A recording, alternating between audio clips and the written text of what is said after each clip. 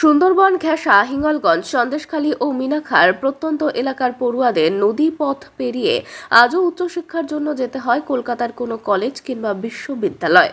তাদের সমস্যার কথা উপলব্ধি করে 2013 সালে হিঙ্গলগঞ্জের ITI কলেজ স্থাপনের উদ্যোগ নেন মুখ্যমন্ত্রী মমতা বন্দ্যোপাধ্যায়। আজ সেই হিঙ্গলগঞ্জে ITI কলেজ প্রত্যন্ত সুন্দরবন এলাকার ছাত্রছাত্রীদের ভবিষ্যতের দিশা দেখাচ্ছে। বর্তমানে একাধিক ট্রেডে ছাত্রছাত্রীরা প্রশিক্ষণ নিচ্ছে।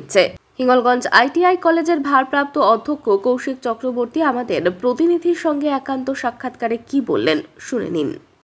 এখানকার ছাত্রছাত্রীদের রেসপন্স খুবই ভালো এবং প্রত্যেকটা ছাত্রছাত্রী চাইছে যে আজকাল কারিগরি শিক্ষার উপরেই জোর দিতে।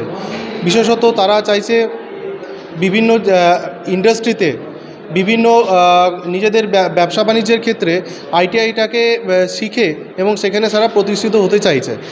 এবং শুধুমাত্র যে এখানে ইঞ্জিনিয়ারিং ট্রেডের উপরেই ITIর গুরুত্ব বেড়েছে সেটা নয়, এর সাথে সাথে আমাদের নন ইঞ্জিনিয়ারিং ট্রেড যেমন computer operator and programming assistant, এই ট্রেডের উপরেও ছাত্রছাত্রীদের গুরুত্ব যথেষ্ট লক্ষণীয়। এবং এইখানে ITI করার পর যে ছেলেরা নিজেদের ব্যবসা বাণিজ্য করতে চায় তার সাথে সাথে কিন্তু বিভিন্ন সরকারি প্রতিষ্ঠান, central government, state government, PSU এ সমস্ত জায়গায় কিন্তু নিজেদেরকে প্রতিষ্ঠিত করার একটা ভালো সুযোগ পেয়ে গেছে। আর আমাদের এখানে অনেক ছাত্রছাত্রী এরকম আছে যে যারা এই কোর্সটা কমপ্লিট করার আগেই তারা ক্যাম্পাসিংয়ের মাধ্যম দিয়ে কিন্তু বিভিন্ন প্রতিষ্ঠানে তাদের একটা স্থান দখল করে নিয়েছে।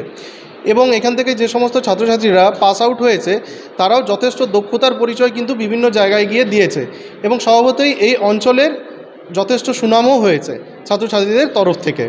আমরা দেখতে পাচ্ছি যে বিভিন্ন জায়গায় কম্পিউটারের চাহিদা অনেক বেশি বেড়ে গেছে, সেটা সফটওয়্যারের ক্ষেত্রে হোক বা অ্যাজ এ প্রোগ্রামার হোক।